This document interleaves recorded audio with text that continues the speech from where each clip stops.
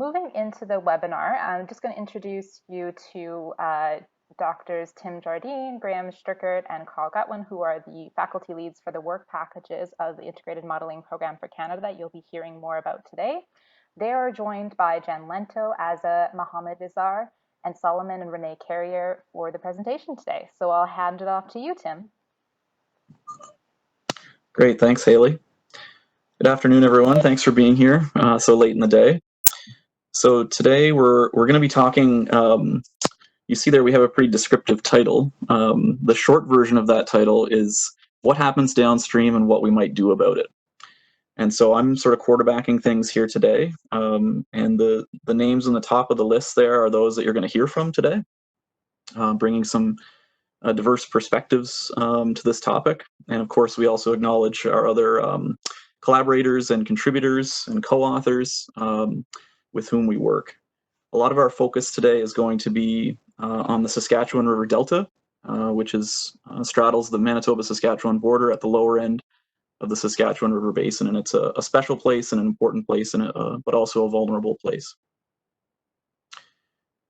So a little bit of context from me. So we know, for example, that fish, plants, wildlife become adapted to specific natural flow regimes. So these organisms are primed to, quote unquote, expect a certain amount of water at a certain time of year. And they have several adaptations that will allow them to thrive under those circumstances. And people are the same way. We expect a certain amount of water at a certain time of year in a certain place, and we also adapt to those natural flows. And so over generations and generations, we had these ecosystems and their people that were adapted to natural flows. And what we've done, of course, is alter those flows, whether it's extracting water for irrigation, building dams to produce hydropower, among other things. And so we're going to start the presentation today. Jen's going to talk a little bit about our work on flow ecology relationships and trying to understand the implications of changing the natural flow regime to a managed flow regime. And then we're going to hand off to Azza, and she's going to speak about some of the changes that have been observed in the Saskatchewan River Delta by the people of Cumberland House. Following those two, then we're going to move more into sort of a case study from this spring about water management and water release schedules and flood risk as well. And that's where our friends Renee and Solomon Carrier are going to come in and join us from their home in Big Eddy Camp on the Saskatchewan River. So I'll turn it over to Jen now. I think she'll get the ball from Haley, and she can tell us about her work. Thanks very much. Thanks very much, Tim. So my name is Jen Lento. I'm a research scientist at USask and also University of New Brunswick. And I'm going to be talking to you a bit about the environmental flows portion of this. And as Tim said, the organisms in the environment, they require a certain amount of flow. They're used to a certain amount of flow. But when we talk about environmental flows, it actually covers more than just what's required for the ecosystem to function. The definition for environmental flows was updated in 2018 from what was originally declared in 2007. And the new definition states that it describes the quantity, timing, and quality of freshwater flows and the levels that are needed to sustain both the aquatic ecosystem and the human cultures, economies, sustainable livelihoods, and well-being within the system. The goal is to protect and restore socially valued benefits of a healthy, resilient, and biodiverse aquatic ecosystem and the services that they provide for people of all cultures. So that definition encompasses both the effects that changes in flow might have on the ecosystem, the organisms living within the water, as well as the effects that would have then on the people who rely on those ecosystems. So what we've been doing thus far in the environmental flow as part of this project is considering current flow conditions and their ecological implications. We've started to look at setting presumptive standards for environmental flows based on these current and historical flow data. And we're also starting to assess future flow scenarios and their potential impacts on the ecosystem. So I'm just going to give you a bit of an overview of what we've done thus far. So I'll start by just going through the overall of the sites that we're going to be considering for now. So these sites are shown on the map in yellow. They cover 3 provinces. As Tim indicated, we're looking primarily right now at Saskatchewan River Basin. The gray points on the map indicate dams. So as you can see, some of the sites that we're looking at are quite heavily impacted by water regulations. Some of them are less impacted. We also have a mix of impact of some headwater streams as well as some lower reaches. So just zooming in on the sites that I'm going to be talking about today, I'm going to be looking at Saskatchewan River below Tobin Lake and E.B. Campbell Dam, which is on the right there with the red box around it, as well as the North Saskatchewan at Prince Albert, North Saskatchewan at Edmonton. And those three are all sort of larger systems that are impacted by dams. And then I'll also be showing some results from Battle River and Bow River at Banff, which are smaller systems with fewer impacts. And for this analysis, we've been using median of simulation runs for 15 realizations over 3 scenarios of simulation time from MESH. And so these scenarios include 1979 to 2010, 2025 to 2055, and 2070 to 2100. For all of these simulations, management was turned off. So what we're looking at is essentially, it's called naturalized flow, and it's the flow that would be expected in the absence of any regulation or irrigation, that sort of thing. So we're using the current and historical data to try to set what's called presumptive standards for these sites. And presumptive standards are conservative assessments of what is acceptable flow. And it's a conservative assessment that's used before more extensive environmental flow frameworks are established. So essentially it's sort of a first step that gives you a rough idea of what's acceptable. The approach uses the natural flows or naturalized flows and allows for moderate or high levels of deviation from these flows. So looking at this example plot, the blue line going across is the hydrograph for the year. So that's the river flow across the year, the naturalized flow. The green lines then show what the flow would be if you had a high level of ecological integrity, so a smaller deviation from normal flow, from naturalized flow. And so it could be anywhere from 0 to 10% deviation from naturalized. And then the orange bars, the orange lines, they show a greater deviation. And so this is going to have a more moderate impact on the ecosystem. And this is anything from 11 to 20% of the naturalized flow generally. The acceptable percentages can vary. So you don't have to just say, well, across the entire year, we're going to accept a 20% deviation from what is the naturalized flow. You can say, for example, that at times when flow levels are more critical, so for example, when there's spawning of a key fish species, then we might allow a much smaller deviation from naturalized flow. So you can say certain times of the year, maybe a 5% deviation is allowed, but at other times, perhaps 20% would be okay. Generally, the greater the deviation from natural conditions, the greater the ecological risk. So for the first example, this is the Saskatchewan River below Tobin Lake and the E.B. Campbell Dam. And what you're looking at here is the blue line is the naturalized, the median naturalized hydrograph. And the gray lines around that show a deviation of 7.5%. The black lines show a deviation of 20%. And then the pink line shows the actual measured flow at this site. So when we look at this, we can say, okay, well, perhaps in these times, in the summer times when we're seeing higher flows, perhaps we would be okay with a 20% deviation. But when it's quite low flow, maybe something like the 7.5% deviation would be required because flow is so low already. But what really stands out when we look at this plot is how different the measured flows are from the naturalized flows. You can see that there are higher measured flows in the winter. So the pink line is always much higher than even the 20% deviation. And then there's much lower measured flows in the summer. So again, much lower than even a 20% deviation.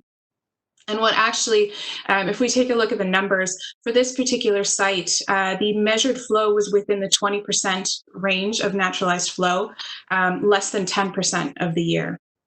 Essentially, what's happening is that the flow is similar across the entire year. And what's lost is those seasonal peak that we expect to see in the summer.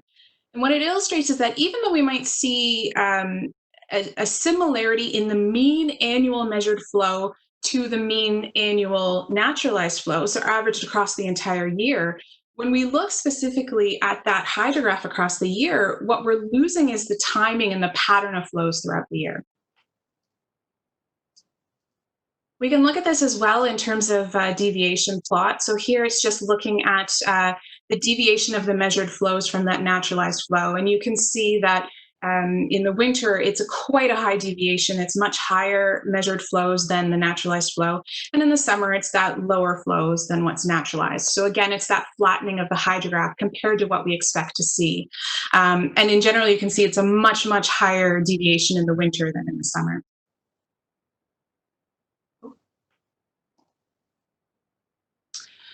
So why is this important? Well, this has potentially very large implications for the ecology of the system. And I don't have time to really go through all the details, but what I want you to take away from this figure is showing a hydrograph, and it's labeled all the sort of important parts of the hydrographs, the things that we might see, such as when it increases, when we get to a peak that's leading to flooding, when we start to see a decline after that peak. All of these things play a role in the ecosystem function, in the organisms, in their life history. So, for example, when we start to see that peak in the spring, that is a dispersal trigger for some organisms. It can be reproductive triggers. It can tell the organisms when it's time for spawning, when it's time for recruitment. And ultimately, if we have changes to this timing, so the changes to the timing of when the peak happens, changes to how high the peak is, changes to how long we have a peak, this can have great impacts for life history of the organisms in these systems. And that then can lead to these changes to ecosystem services. It can impact fish harvests, it can impact cultural activities, access to cultural sites. So losing that seasonality, losing that peak that we expect to see, can really have some potentially strong impacts on the ecosystem. So just to take a look at this a little bit closer, we can take a look more broadly at some of the other sites. So this is the hydrograph that I showed you already for below the dam.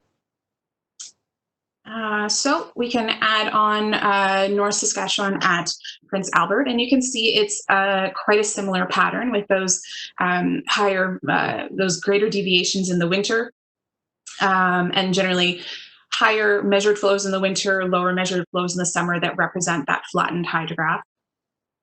When we look at Battle River, which is one of the smaller sites less impacted by dams, we actually see that it generally has some periods where it has higher flow than the naturalized flow.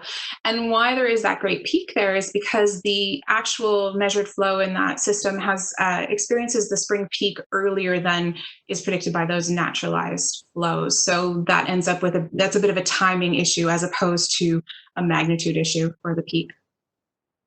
Looking at North Saskatchewan and Edmonton, again, similar to what we saw with those other larger sites. The Bow River at Banff, what we see is that there's not a lot of deviation of the actual flows from those naturalized flows. So it actually is quite similar. And this is a place where, again, there's not as much impact. So we're seeing quite similar flows there to the naturalized, or what we would expect to see in an absence of any management. So overall, largest deviations that we're seeing are higher flows in the winter and early spring relative to the naturalized. It reflects either that flatter hydrograph that we saw in the larger sites or a shifted peak in terms of Battle River. So we can take this then a step further and start to look at future flows and how things might be expected to change moving forward. So if we move back to their site on the Saskatchewan River above E.B. Campbell Dam, we can compare the measured and naturalized flows from 1979 to 2010, which is the pink line and the lightest blue line. We can then compare that with the future flows. So the medium blue line is our 2025 to 2055, and then the darkest line is the 2070 to 2100. And what you can see is there is a shift that's occurring in terms of the timing of the peak. So the peak in the flow is happening earlier and earlier in the spring.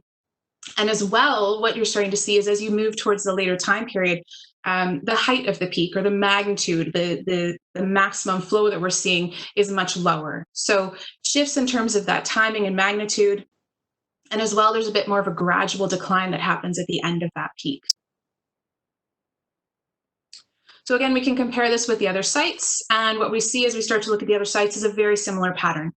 Earlier peak, a lower peak, so earlier occurrence of the water levels rising, and eventually in that last time period, we're seeing a lower overall peak and a lower overall high abundance. And you can see it's really, really prevalent for the Bow River at Banff. That was the really unimpacted site. The final hydrograph for the last time period is actually quite low. So although for the current time period, the measured and naturalized were quite similar, you can see that there's quite a dramatic change that's predicted to occur. So overall, we're seeing earlier peak flows, reduced discharge at the peak, more gradual declines at the end of that. And again, this can have really strong implications for organisms. You can have shifts in that ecological timing. If you're changing when that peak is occurring, it's going to change things in terms of recruitment, reproduction of fish, emergence of insects, and so that can have wide-ranging implications for the ecosystem function. So that gives you an idea of what we've been looking at so far. In terms of where we're going with this, we are continuing in our assessment of the presumptive standards for future flows for more sites.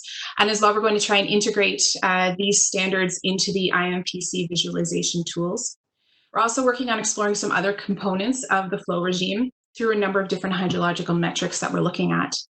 And then we're going to be working on directly linking those outputs to ecological flow ecology hypotheses that have been developed, and we can sort of start to test those hypotheses a bit.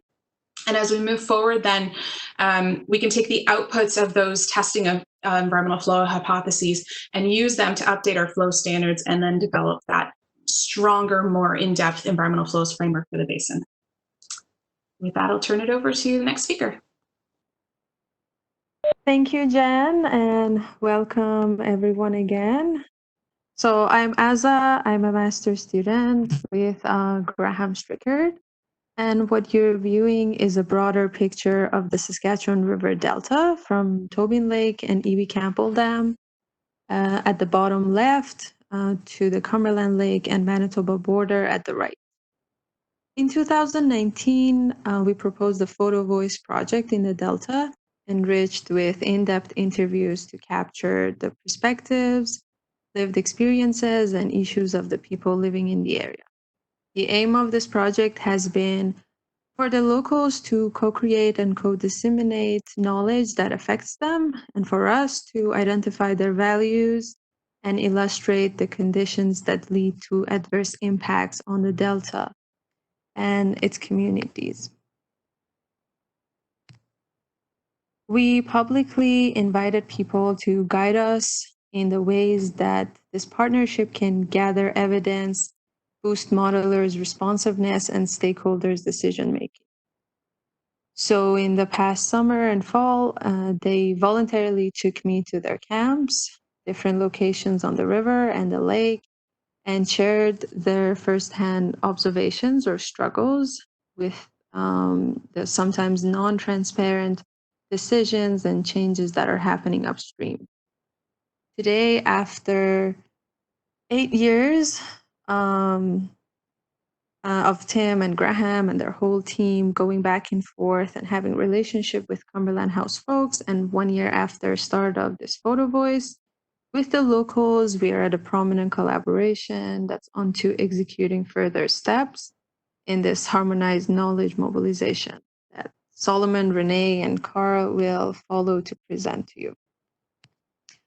But for my part, today, because we have time limitations, I'm going to give you a brief inventory of what I've been told and seen in the past summer and fall, and what the locals would like us to discuss further and communicate back to them. This is a closer view of the lake and where my most of my journey with Cumberland House folks took place. First thing, coming down towards the delta from the dam, an important challenge is that the flow is not carrying sediment, causing morphological alterations to the Saskatchewan River that are visible to the elders who have seen the natural flow before the construction of the dam. Another remarkable challenge in terms of flow going unnaturally high and low is the Phragmites, willows, and log jams that can and have been limiting water access to the tributaries and wetlands in the delta. The photo shows an example of sometimes side channels being fully disconnected from the river. But also from a wildlife perspective, every community member I spoke with warned me of the danger that's threatening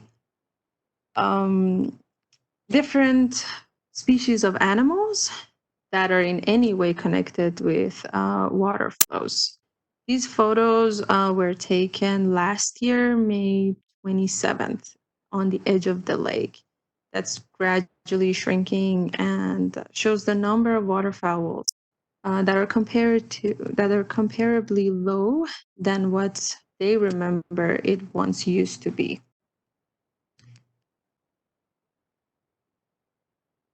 Also, this Photovoice project happened last summer. So it falls short on winter complications that aren't any less catastrophic than in spring and summer. Mainly the sudden and uncommunicated releases from the dam were shared with me that are troublesome for humans' means of transportation as well as the animals. But overall, my main take of this project is that these effects aren't solely at wildlife or flow conditions, but at this point, there are remarkable altered landscapes that community folks would like us to also recognize and act upon, which also emphasizes on the need to visualize, recruit local experts, and continue with this team effort and collaboration. Thank you. And with that, I give it back to Tim.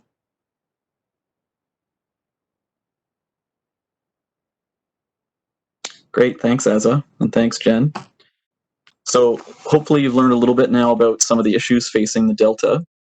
We know in looking at hydrographs, long-term hydrographs, but also just speaking with people, is that more water is needed to fill up those wetlands and replenish the wetlands in the delta. But we're also aware that the opposite is also true, and that is that extreme high water events can also be problematic, both for the people as well as wildlife, especially if that water is delivered too quickly. So what we've been thinking about now, and especially this spring with a couple of high water events, is really is there such thing as a perfect flood, the kind of flood that brings water into those wetlands but does so in a non-destructive manner. And so we're going to hear shortly from Renee and Solomon about their experience this year and in other years. And as we're going through this, we're thinking about not only these targets for flows, but also where the models can actually help us talk about some of these issues, whether communication can be helpful to meet some of the many objectives that we have for the basin as a whole and the delta in particular. So a little bit more context. So we've talked about flow reduction, so that loss of spring and summer flood peaks. A large part of that is due to water stored in Lake Diefenbaker by Gardner Dam. But we do know that there is some control that E.B. Campbell has on flows as well. It's generally Tobin Lake does not have a whole lot of storage available to it. But as you can see in this example from 2014, in some years, they are able to capture some of that flood peak and reduce it, lessen it. And importantly, the magic number in many ways is 1,000 cubic meters per second. Above 1,000 cubic meters per second, the delta begins to flood. And above 1,000 cubic meters per second, SaskPower begins to lose money. And that's because they have to pass water through a spillway channel rather than through the turbines. So this 1,000 cubic meters per second is a really important number for us to think about. And it's important because we know that when those water levels are when discharges are above 1,000 cubic meters per second in the spring, when lake sturgeon are spawning, the sturgeon actually do much better in years when that target has been met. So this graph just shows numbers of fish sort of coming into growing up to be adults when they were born in different years based on how much water was available to them in the time immediately after they were hatched. And so we know that's an important target, and we've mentioned this this target before to the group here, and it's certainly one for us to keep in mind. And so what that means is in certain years, that target does not get met. So what I've plotted here is now discharge, maximum discharge on the x-axis. And on the y-axis, I've just pulled out maximum water level in Cumberland Lake. So this, you can think of this as sort of an indicator of flood height. And so what you see in the bottom left corner there, in certain years, there's simply not enough water. So we never get above that 1,000 cubic meters per second. So the sturgeon probably don't do very well in those years. And you can see early 2000s, this was a time of drought in the basin, and the delta didn't get enough water. On the opposite end of the spectrum, we have very large flood events. So these were years, again, in recent memory, so 2013 being the most recent one, where there was a lot of water coming down. Probably the sturgeon did okay, but it was very disruptive. So people were evacuated in 2 of these years. It caused a great disruption. We know also that there were significant wildlife mortality associated with these high water events. So the question we're sort of posing now is, what about these intermediate floods? Is there somewhere within this range that we might call an optimal flood, where the water is high enough to replenish the delta, but not so high to cause this disruption?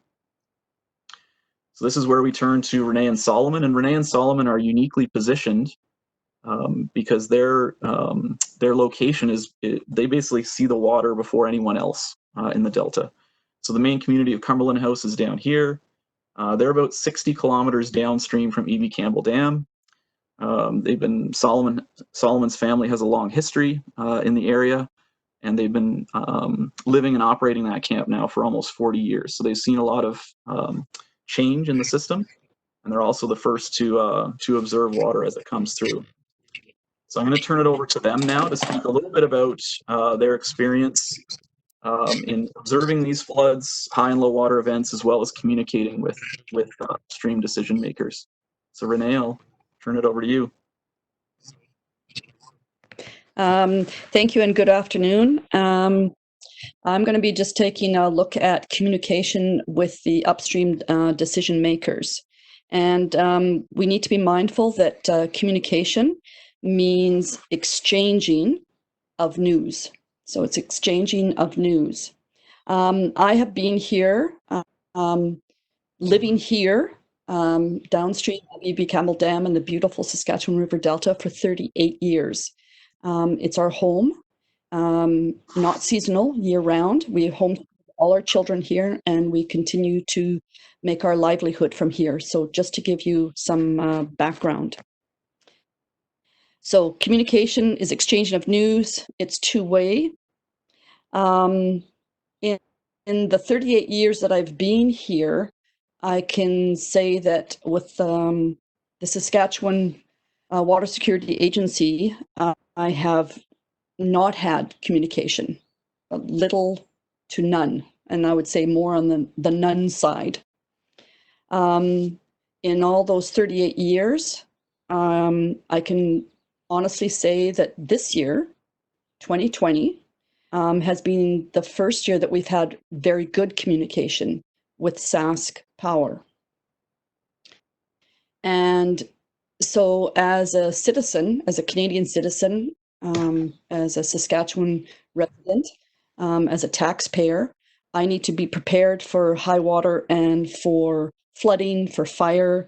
So if I'm going to be informed, I need to have an exchange of news. I need to be informed so that I can make the decisions according to the safety, for the safety of my family, for livestock that we keep, and for our livelihood.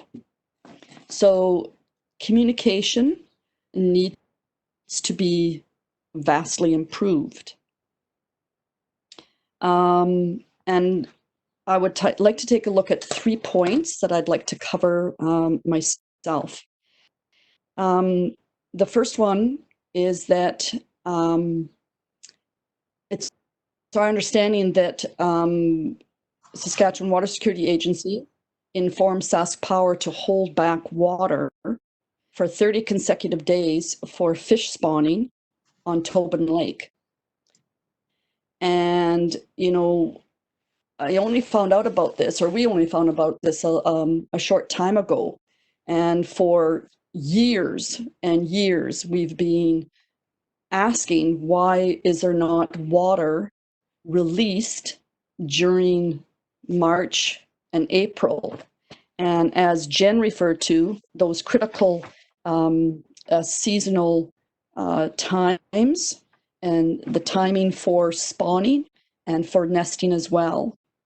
So, and again, the same request was made this year. I sent out letters. I said, you know, please, why is there not water released? The water is so low. And we only found out that they hold back water for spawning in Tobin Lake. So my question is, but then what about spawning downstream?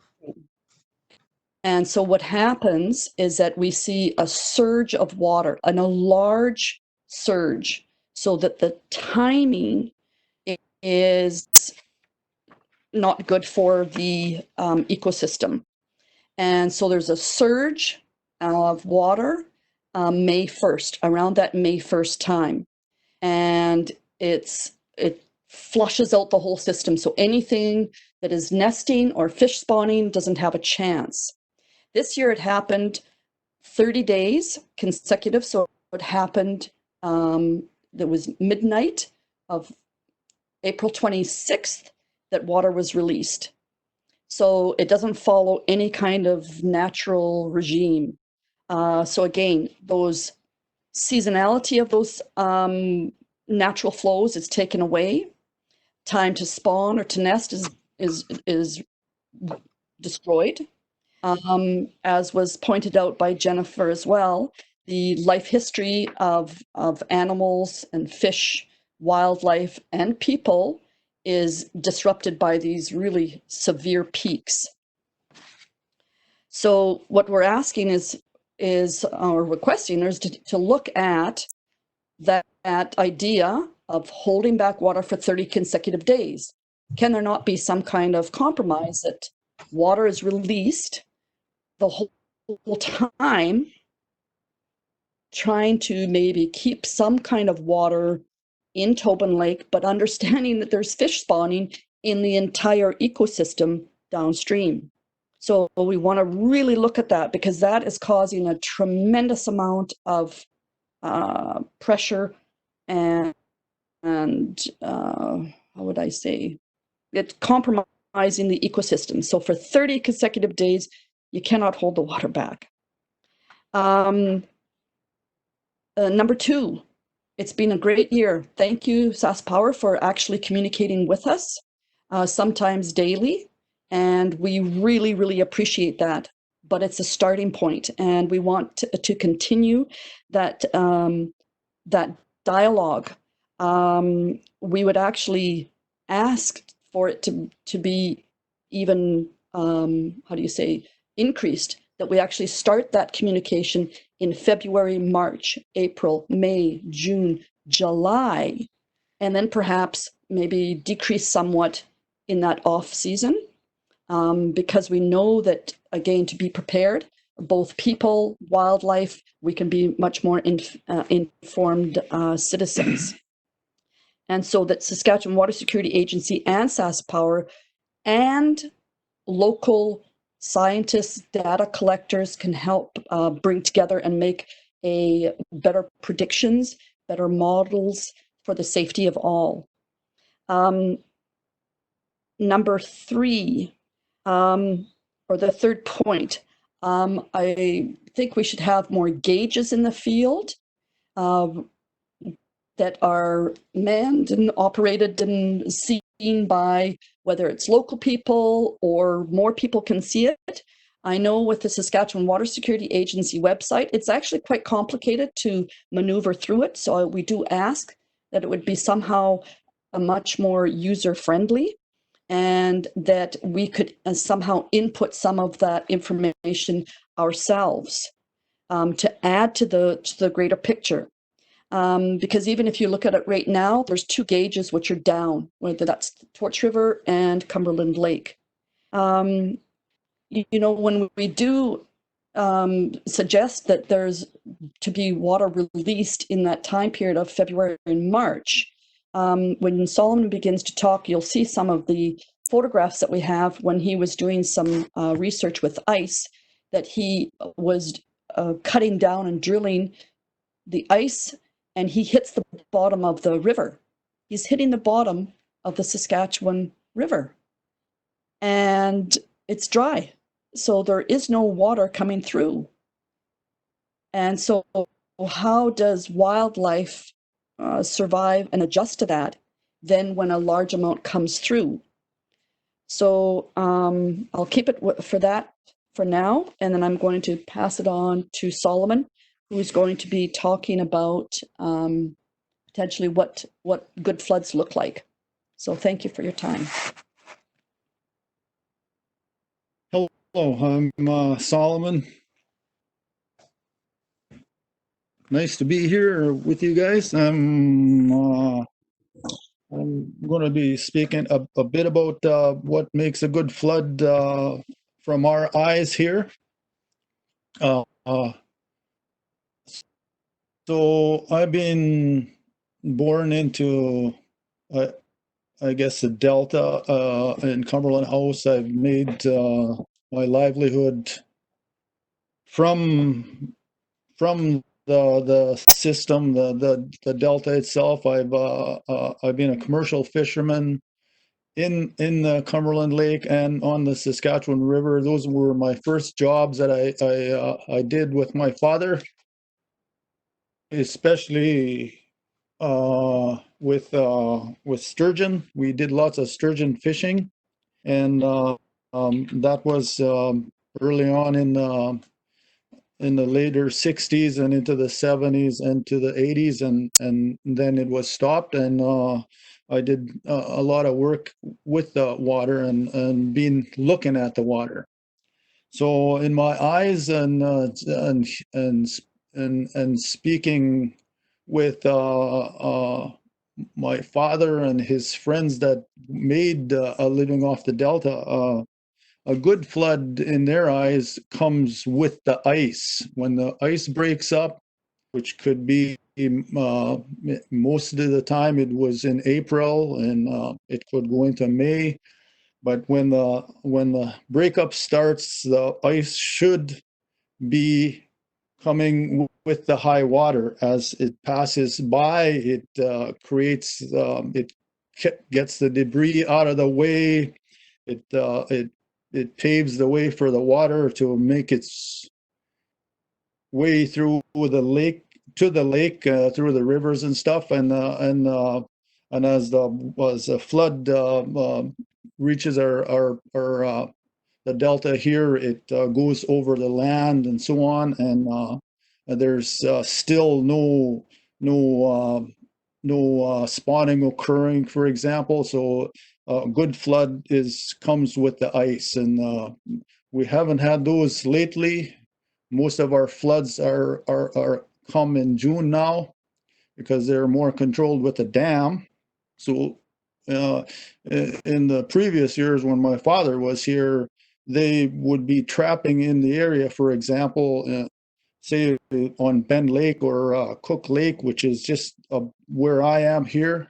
They would be trapping muskrats in those areas, and when the water would come, for example, in the spring, when the ice breakup would come, they would prepare staging areas to live on until the water goes by and starts going down, and then they would start making their way to Cumberland House and so on. So that means to me, then the system was flooded and flushed out, and then the June floods would come and just replenish what that was flushed out and kept. So what's happening now with these floods we have now in June, they come when the spawn has occurred. So when they're spawning in the river, when the floods come, whatever fingerlings, I guess, that are in the system, or eggs are scattered into the bush because it floods over into the willows, which we have a lot of now, are willows and phragmoides. And that's where it used to be, where the sediment used to be, and we called that sediment mud flats. That's what we used to have. And now we just have willows. And when this happens, the fish are trapped and stranded in these areas. So we can never get more fish than we can never get ahead with the spawning that's occurring now, with the way the June the high water in June that we have. If we were able to get that water in March and April, we don't need that much more than that they would be able to run through the generator or turbines. I don't think we need, if we had that in there, that would just, I think, be enough, because the dam is there anyway. And I also kind of disagree with when they say they're losing money when their water's going by. They don't own that water because they got to let it go. It's already, that's why they're letting the water go, because they can't keep it to use it. We're the ones losing money because they're destroying the spawning habitat and all that, and also the birds and the wildlife, So I kind of disagree with that term when they say they lose money when they let water go. So if they would let water go before, I think they would lose less money. They would make more money, and we would also benefit from that scenario if they did it that way. But unfortunately, I don't have any high hopes that they'll ever adjust their numbers, because it just doesn't seem, all these years we've been here, it just seems to be getting worse. So those are my ideas of a good flood. Comes with the ice. It comes through. It paves the way for everything to start making their nests in the areas that don't have water. But for right now, what happens is there's no water then, so they make nests. For example, birds will make nests in places that don't have water, but by the time June comes, they're going to have water, and they're not going to survive. And same with the fish. I think this is what happens to the fish, and you can see through some of the photos, the pelicans are having a tough time there, because they've lost probably, I would imagine, 50% of their eggs, and so I know they're collateral damage, I guess, to the organization. But I think if they were to manage better, I think that we'd have a few more birds, for example. And yeah, those are my feelings of a good flood, and one that's not so good, which would be the one that comes now. I mean, it still looks great when you go through there. I just made a trip right now from the lake to here, and you can see if they were here, they would be able to see what I'm talking about. But if you don't see what's going on here, what I'm saying now would mean nothing to you, I guess, so that's been kind of the frustrating part, is just seeing all the damage that occurs with the way they manipulate their numbers. I think with a little bit of communication, like Renee saying, we could, work with those numbers. We could work with numbers here also, and thrive as well as they're thriving. I'm just going to jump in, because the question was posed, or we were talking about 2020. So I'll just take a couple of minutes. So again, we asked to have water. We said, send water. We know that there was a huge snowpack in the area. So we said, why not release water? And there was never any communication as to why. And finally, there was a large amount of a release. So we went up to 1650 cubic meters per second. And around, I think it's May 1st. I don't have my calendar in front of me. And so what it does with that huge peak, which could have been avoided, is that it flushes out the system so that things start to, they're drowning. So we have nesting, we have spawning, things are drowned. And we know that's what's so frustrating. We're sort of saying for the ecosystem, the timing could have been changed. Release that water earlier so that the downstream ecosystem is healthy and vibrant and abundant, as what they're doing by holding back water for 30 consecutive days. It's not normal. So we put in two gauges, and we monitored the gauges. We still are monitoring them in the morning and at night, and we've taken photographs as well, and we continue to do that. And we started that quite a while back. And so if we were looking at the optimum numbers, it's actually interesting hearing what Tim is saying and what Jen is saying for that good, healthy, vibrant ecosystem of the Saskatchewan River Delta is anywhere between 1,000 and 1,300 cubic meters per second. So we're talking that as those numbers. That's easy for us to understand, and the gauges, we can monitor at that. Higher than that, we start to see spilling over the banks and the drowning of animals that nest, whether they be, mammals. We actually saw some baby elks drowning because they have no dry places.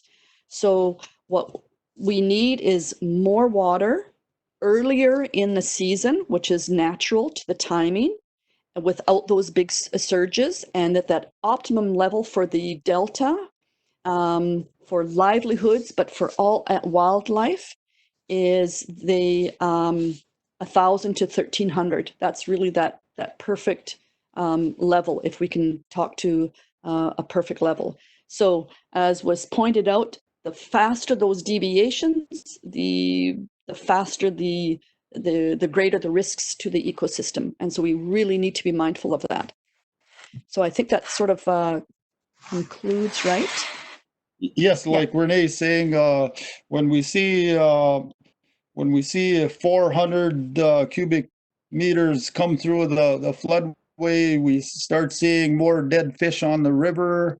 So obviously, I guess they're not surviving coming through there somehow, and so we see more of dead things when those bigger numbers are with the bigger deviations, I guess. So yeah, so that's kind of what we've been seeing here for every event. Let me put it that way. Every event that we see seems to be the case. I think that concludes it, and we'll pass it on then. Great. Thank you both so much for sharing that with us, some uncomfortable truths. So we'll go now to Carl to talk to us a little bit about a different way of sort of visualizing floods with a new tool that he's developed. So my job in this enterprise is to work on tools that can visualize some of the model outputs that people have talked about, and visualize help people to look at and explore some of the scenarios that surround different water levels and things like floods, and hopefully maybe provide tools that will assist with some of those communication needs that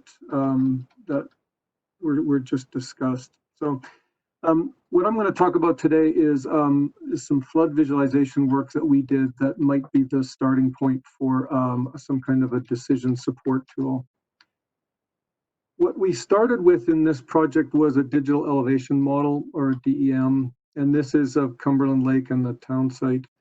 The line down the middle is an artifact of us stitching together two different DEMs. But the level of gray here shows the height, and so we can use this to sort of model where water would flow. And if we overlay a map on this, we can use the elevation model to sort of figure out things like, well, where is the surface of the lake? And then we can sort of interactively raise and lower that water level and figure out what the extent would be on the map. So we built a tool that allows people to sort of just, by dragging the slider to see what is it like as the water level goes up and down, and sort of zero in on certain levels of interest. This is keyed to water level rather than flow rate. And as an earlier slide from Tim showed, there's sort of a tenuous relationship between the two, but it's certainly something that we want to add into this tool as well. So with this tool, we can explore some of the different scenarios that that people have talked about. So we can look at what some of the, what a drought situation looks like for the town site, and then we can look at some of the flood events that have happened, things like the 2005 and 2013 floods that involved evacuation, and then this is the simulation from 2011 where there was no evacuation, and then the highest flow on record, I think, from 1948, which pretty much covered most of the spots except for those few areas of high ground. And so the goal is that with this kind of a tool, we could have stakeholders come together and say, well, what would it be like to have this flow rate, which would lead to this this water level around the lake and around the community, and hopefully help people come to some shared understanding of what that means, and to communicate the needs and critical issues that the community would have, and maybe provide another tool for talking to maybe to SaskPower, to the water agency. And so in service of trying to make this into more of a decision support tool for different stakeholders, we've just in the last couple of days built a multi-user system that's available on the web. And so basically this simulation of water flows can now be accessed by multiple people at a time. And so, everybody can get into this, and if they have an audio conference along the way, you can zoom in on things, you can talk about different flows and different situations. Different people can control the system if they want to. And then in addition to this, we've added in some of the elements that Asa was talking about before, where we can add in different photographs that might represent important issues in the different flood scenarios. These are just placeholders at the moment. I think those of you who live near Cumberland will know that these are in the wrong locations, but you can imagine them being the kind of photos that Asa was talking about before. And then the last thing that we can do in this is that we sort of have a shared drawing surface as well. So you could use this to mark up different areas on the map and to think about, well, what would it mean to, to do this or that at this particular level of water around the lake. And so this is really just, just was finished on the weekend. So we're hoping to introduce this to some of the stakeholders who are interested in water levels and flows around Cumberland Lake, and maybe this can be the subject of a follow-up meeting for those people who are interested. And with that, that's my piece done. So I think, I don't know if I have to turn this off. Just, can you stop? I'll stop sharing and we can turn it back to, I think, to Graham. Great. So as you've seen in the presentation today, we've had folks who are living through the high water scenario this spring with taking photos. And some of the photos have been really helpful to help us understand the lag effect that's going on within the delta. So the sort of time lag from when high water hits Big Eddy or to when it hits Terry Carrier in the Avulsion belt and others. So one of the challenges with getting crowdsourced photographs is the position of the camera at the time, and being at the right elevation and looking at the right aspect. So one thing we're introducing, which is going to complement the work that Asa and Carl are doing, is to send some trail cameras that are configured for time-lapse photographs to take photos every 15 minutes in several different locations in the Delta. So one from the spillway, one at Big Eddy, one at the Dragline Channel, which brings water into the Cumberland Marshes, one in the Avulsion Belt, one closer to the end of the Mossy Delta, one near Mystic Lodge, and then one at the Tearing River. And those are kind of key junction points in the river that will tell us how things are changing over time. And then we can use those to sort of backcast from this spring, which is going to be relatively high water, particularly moving into June. The Delta is very full right now, and it's pretty early season for the amount of water that we've seen, and there's still much more water to come from the Rocky Mountains.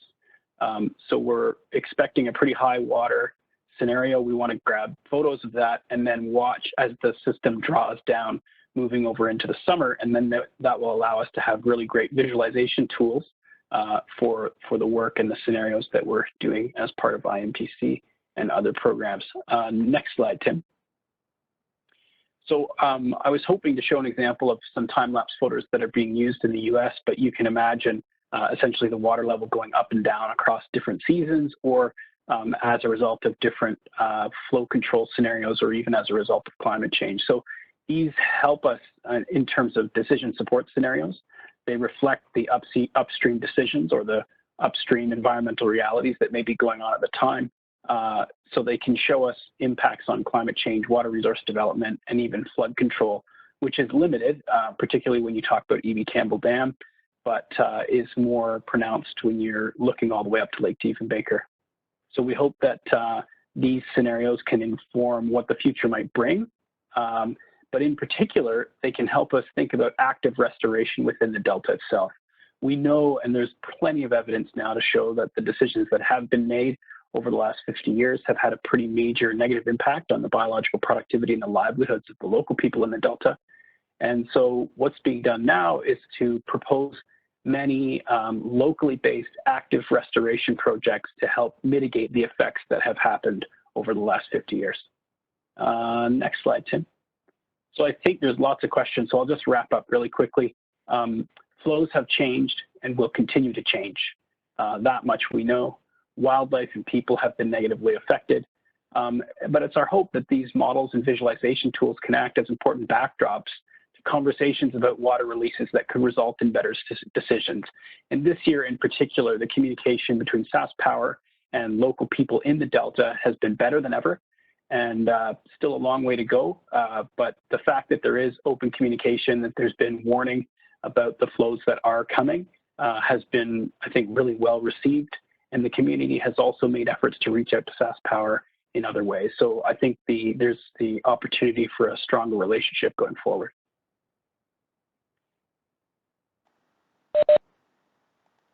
Okay, great. Thank you, everyone. We got through it amidst all of the presentation transfers, so thank you for your patience. We do have quite a few questions. Some of them are more comments that I think I'm going to pass on to the team, but we have a few questions that I will pose. And I'm going to bring a special guest in for one of the questions because they are about mesh, and Saman will have the answers to those questions, I think. So I'll start with the other questions, though. Saman asks, regarding presumptive standards, are they based on long-term average flows, or do they change from year to year as natural flows change from year to year or for the same season? So they are based on long-term median flow, but you can set different standards for each season. So one of the things that I didn't show it there, but I've looked at, for example, we've been looking at seasonally, essentially what we're sort of setting up right now for the presumptive standards is for the lower period in the winter where the flows are lower, we're going with a smaller range, so the 7.5%. And then once you start to see that sharp increase in flow, that's where it shifts over to 20% being allowable, because generally the flows are higher, and so a bit more deviation is okay. And then again, once it starts to drop down again, then shifting to the smaller flow. But to the smaller deviation, but it is based on those long-term median. So it is incorporating more than just an annual situation. It's looking at what's happened over time. So with what I was showing with those median flows, and Tim was indicating the fact that there are some years where you do see those peaks, and that's absolutely true. If you plot each individual years, you do see more of a seasonal peak in some years, but the overall median for the annual flows and then the overall median for the naturalized flows is what you're comparing when doing those standards. Okay, great, thank you. Related to that, we had a question about if you have any data on quantitative impacts to the various organism species caused by the changes in flow from natural flow levels. So that's sort of one of the things we're looking at as next steps is to, as I mentioned, we're going to try to be relating things to ecological flow hypotheses. So right now what we have is a set of hypotheses actually adapted from work that was done on the St. John River here in New Brunswick, where there were several workshops to kind of determine what are the potential impacts of flow or the important things we need to look at. So we're adapting those ideas to say what are some of the potential impacts that different changes to things like seasonality might have. We then relate those ecological flow hypotheses to the sorts of presumptive flows and other metrics I showed you. And then we try to look at actual data. So you then try to collect data from studies that have already happened and also go out to collect new data to see, do the data support these impacts that we think are happening? And so that's what's going to be going on in the next stage of this research. Okay, thank you, Jen. Carl, this was a question for you, although Tim and Graham were involved, so they can also answer. We had a question about what the visualizations are based off of, like the different water levels that you were showing. Are they based off of a particular model, or could you elaborate on that? Well, they're very simple. They just take the water level at the lake, and then they take the digital elevation model, and then we get a boundary around the lake using sort of just a very basic algorithm, and then we use the DEM to raise that water level. And so if we move the boundary out based on what that level would then encroach into, and really that's it. So there is no complex modeling of where water goes, and that could be something that we could add to that. So I think that, Tim may have some additional stuff to add to sort of how we would improve on that. Yeah, so Carl Lindenschmidt, who's also involved in this project, he's basically setting up a model for the delta, which will be a hydraulic model. And so eventually we will hopefully be able to incorporate that hydraulic model into the visualization tool so that it more accurately represents dynamic flow scenarios rather than a bathtub filling up, which is kind of what we're using right now. Great, thank you. Having trouble keeping up with all the questions and then also unmuting myself, so pardon me. We had a question about your plot, Tim, where you showed max daily discharge versus max daily water level. And that was when I believe Solomon was speaking. The question is the suggestion from that plot that the dam should control and attenuate flood peaks more than they currently do in some years, like 2013? If so, then that wouldn't be natural flow anymore. Could you elaborate on that? Yep, absolutely. So this is where it gets a bit tricky, right? And this is kind of where my bias gets revealed a little bit. My own training taught me that the bigger the flood, the better, and more natural, the better. And so the question is, do we actually want these dams to control the flows in a way that we think they help actually meet ecological objectives? So there's a movement actually among some ecologists, hydroecologists, in pushing for what are called designer flows. So the idea that an engineered flow could actually be better than the natural flow. I don't personally buy that necessarily, but there are some that argue that, for example, if your target was fish production, you could manage your reservoirs in a way to release water to actually maximize fish production beyond what the natural flow would be. I don't think that's ever going to happen in our circumstance.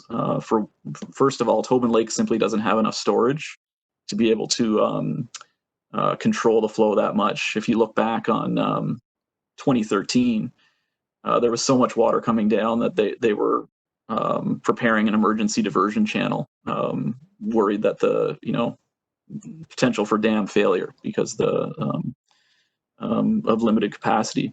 Now, Gardner Dam and Diefenbaker is another story, but this would require a very, very delicate balance in terms of timing flows in such a way so that we get those wetlands filled in the delta, but without causing catastrophic damage.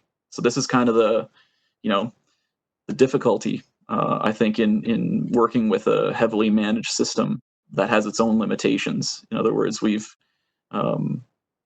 we're unable to replicate nature now based on the system that we've set up, and maybe we don't want to necessarily. So that's my weaselly answer to that question. Okay, great. We had another question about the morphological differences being realized by the people of Cumberland House. So what are those morphological differences, and does the research support those views? Yeah, so certainly we know, for example, that the main channel of the Saskatchewan River is widening and deepening, partly due to sediment starvation. So there's very little sediment coming out of E.B. Campbell Dam. As a result, that leads to scouring downstream. So that's something that people have observed. Channels change naturally anyway, but this is a process that's been accelerated by having the dam there. As a result, that means that a lot of those side channels actually become perched. And this is another thing that local people have observed, that you're basically having these side channels get high and dry.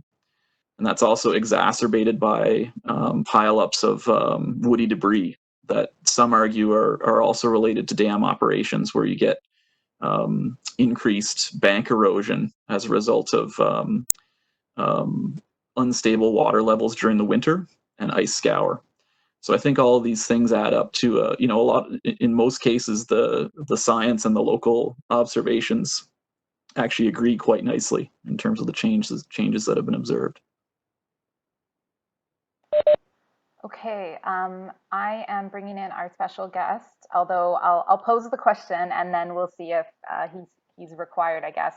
The question is, what method have you used to generate the naturalized flows, or how did you determine the natural flows? So we probably want to. Yeah, so it was the mesh model, but I think, probably best if Saman answers that question. Saman, can you hear us? Yes, I can. Could you talk a little bit about that? Sure. So as we presented earlier today and yesterday, we developed a hydrologic human model, which basically simulates all the water movement from the Rockies down to Cumberland House, basically to the Saskatchewan River Delta. And this model not only simulates natural flows like mountains, like rivers, it also simulates the reservoir operation, diversions, and irrigation. So what we do, we build this model based on the historical record, and we calibrate the model to your past observation. Then the model basically emulates what we've measured in the past. Then we turn off the reservoirs and irrigation and diversion. Basically, we tell the model, okay, now assume those don't exist, and rerun the model. And then the model simulates the same system in the absence of those water infrastructure. And that is what we call naturalized flows. And basically, this is just basically re-envisioning of the past in the absence of those water infrastructure and diversion. Great, thank you. I'm going to ask one final question to the team. We're getting to the end of our time here. So I know you guys often make trips up to Cumberland House, and you also were planning on doing some field work in phase 2. We'll have one follow-up question after this, but my question was, do you anticipate that COVID is going to have impact on sort of that data collection, or your trips up to Cumberland House in any sense, and impact the research deliverables?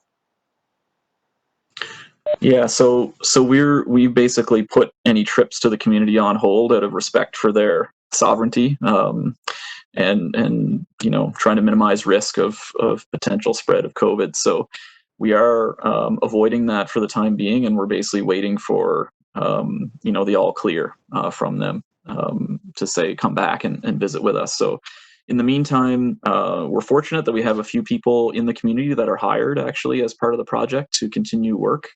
So there is still data collection ongoing. And we're hoping actually also to try and use some of these tools like we're using now to continue these conversations with folks in Cumberland House. One of the things we'd like to do, for example, is set up another meeting with some of the scientists and decision makers from Water Security Agency and SaskPower in order to fully flesh out some of these conversations. Think back on this spring and what we've learned from these disruptive flood peaks and how that might be managed differently in the future. Okay, great. And we have a follow-up question on the naturalized flows. The question is, on the modeled naturalized flows, has the verification been completed with the estimates from the Prairie Province's Water Board? And I guess that would be directed at Simon again. Yeah, so the answer is no, not yet. So these are the things that Fuad Yassin has, the data that he's recently generated. We definitely need to look into that and compare it with other products. And there's still some refinement steps to go as we move through the project. But yeah, so this is the best we have at the moment, but there's going to be some more checks and refinements in the near future. Okay, thank you. We did have a few more comments and things that were sent during the presentation that I'll be sure to pass on to the team. And of course, you're welcome to also get in contact with the team. Again, thank you everybody for joining today, and thank you to all the panelists near and far. And for those of you who are making a special exception to join us outside of your normal work hours or your normal day hours, thank you so much. So this concludes the final webinar of the Virtual Integrated Modeling Program for Canada 3rd annual meeting. We will be recording these, as I said, and posting them online. So feel free to reach out to us, and we're looking forward to hopefully being able to meet with some of you in person at some point in the future. Thank you so much, and feel free to email us if you have any questions. Thanks all.